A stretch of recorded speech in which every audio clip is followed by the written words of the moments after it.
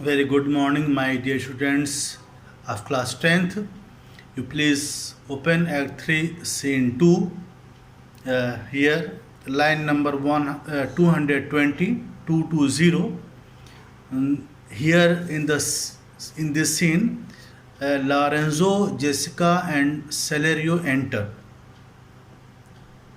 Enter Lorenzo, Jessica, and Celerio. Baseno says, Lorenzo and Celerio, welcome hither. If that the youth of my new interest here have power to bid you welcome, by your leave I bid my very friends and countrymen, sweet Portia, welcome. Baseno says, Lorenzo and Celerio, you are welcome here, as they have come from Venice, and Baseno is in Belmont at present. So he says, Lorenzo and Celerio, you are welcome here. If my newly acquired rights,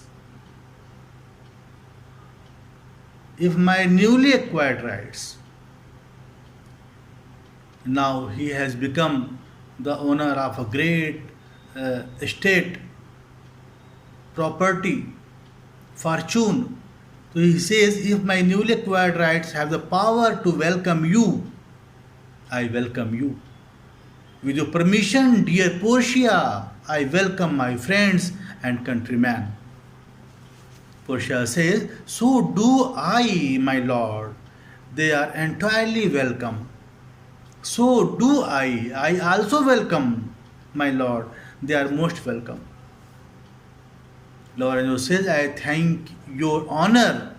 For my part, my lord, my purpose was not to have seen you here, but meeting with Celerio by the way, he did entreat me, past all saying nay, to come with him along. Lorenzo says, I thank your honor. As for me, my lord, my intention was not to meet you here. I did not want to disturb you here, but I met Celerio on the way. He persuaded me, he agreed me without taking any refusal. I could not deny his proposal without taking any refusal to accompany him. I came accompanying him. Celerio says, I did, my lord, and I have reason for it. Senior Antonio commends him to you. I did, yes, I did. Whatever Lorenzo said is right, my lord. I have reason for this. Senior Antonio sends you his greetings. Gives Bassanio a letter. Now here is a U-turn in the drama. As soon as he gives a letter, Celerio gives a letter to Bassanio. Here the drama turns. Bassanio says, I hope his letter. I pray you tell me how my good friend doth. Before I open his letter, please tell me how my good friend is doing. How is he? Celerio says, not sick, my lord, unless it be in mind, nor well unless in mind. His letter there will show you his estate. Neither sick nor well, my lord, unless it is in his mind. But his letter will tell you of his financial status. Bassanio opens the letter. Bassanio opens his letter. Greciano says, Nerissa, cheer you, yon stranger. Bid her welcome. Your hand, Celerio, what the news from Venice? How doth that royal merchant, good Antonio? I know he will be glad of our success. We are the Jasons, we have won the fleece.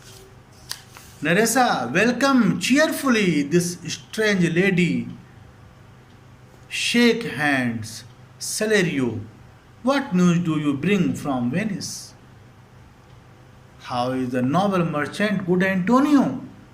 I know he will be glad to hear of our success, as Bassanio has won the casket.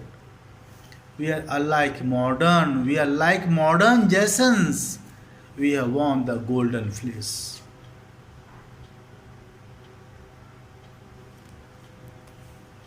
Celerio says, I would you had won the fleece that he hath lost. I wish that you could have won the fortune that he has lost. You could have won the fortune that he has lost. Antonio has lost.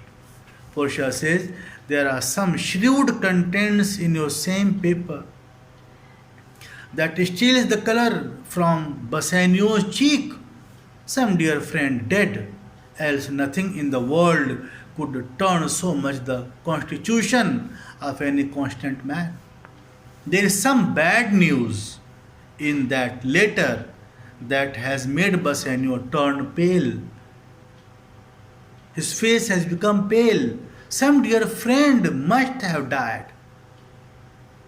For nothing else in the world would change the condition of any normal man.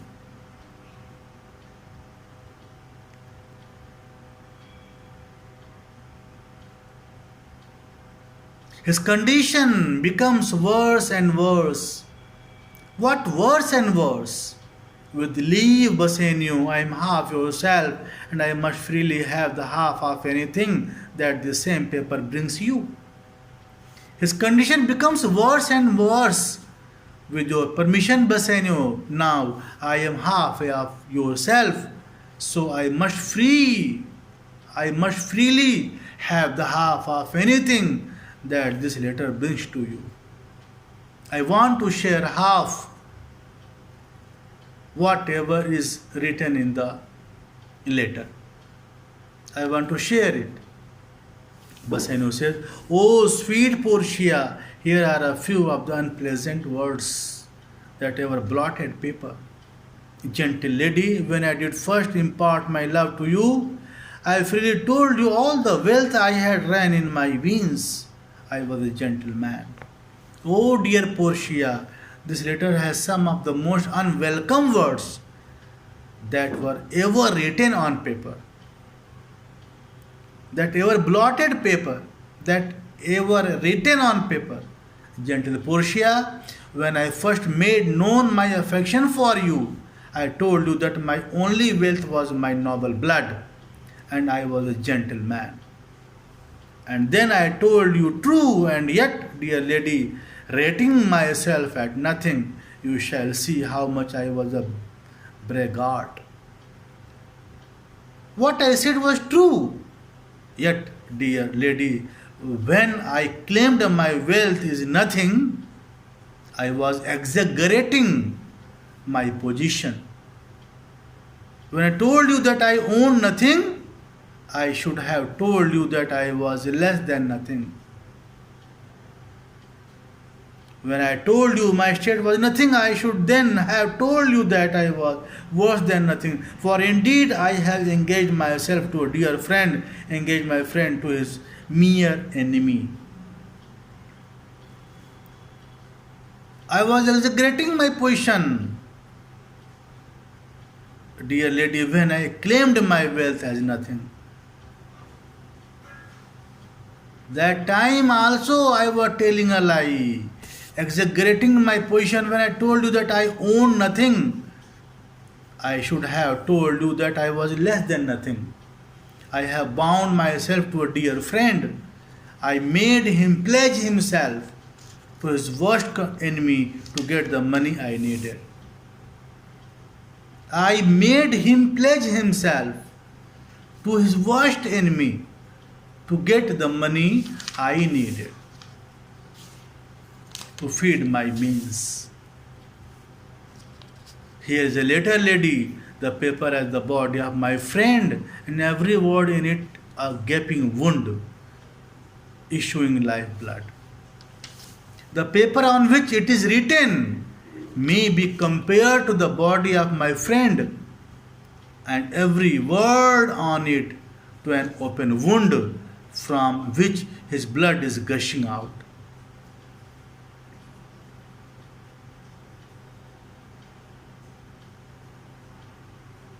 But it is true, Celerio hath all his ventures failed. What, not one hit from Tripolis, from Mexico and England, from Lisbon, Barbary and India, and not one vessel escaped the dreadful touch of merchant marrying rocks. Is it true, Celerio? Have all his business ventures failed? What, has not one survived? His ships were sailing from Tripolis, Mexico, England, Lisbon, Barbary, and India. Has not one ship spared from being wrecked on the dangerous rocks that often ruin merchants? And what Celerios give the answer, you will study in my next video. Thank you so much, students.